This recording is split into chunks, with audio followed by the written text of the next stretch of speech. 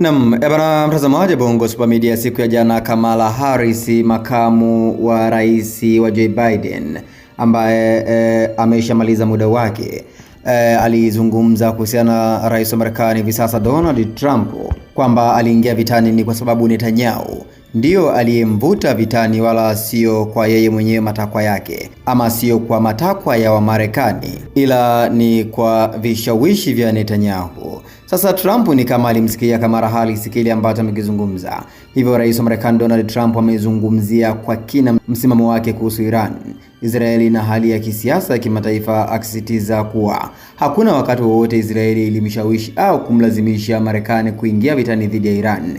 Yaani hapa mtazamaji, ni kama Trump kaamua kumjibu Kamala Harris. Sasa mtazamaji wa Bongo Super Media, Trump amesema maamuzi yake yote kuhusu Iran yanatokana na mtazamo wake binafsi wa muda mrefu kuhusu usalama wa dunia na si ushawishi wa mataifa mengine. Trump amesema tukio la Oktoba 7 lilikuwa la muhimu sana katika kubadilisha na kuimarisha zaidi mtazamo wake kuhusu Mashariki ya Kati.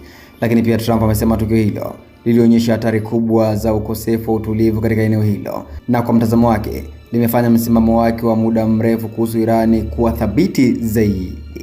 Lakini pia Trump ameeleza wazi kuwa anaamini Iran haipaswi kuruhusiwa kumiliki silaha hizo za nyuklia kwa sababu ya hatari ya kuongezeka kwa migogoro na kuyumba kwa usalama wa kimataifa. Lakini pia Trump katika maelezo yake ameeleza wasiwasi wake kuhusu vyombo vya habari na wachambuzi wa kisiasa, akidai kuwa sehemu kubwa ya taarifa zinazotolewa ni potofu na zisizo sahihi.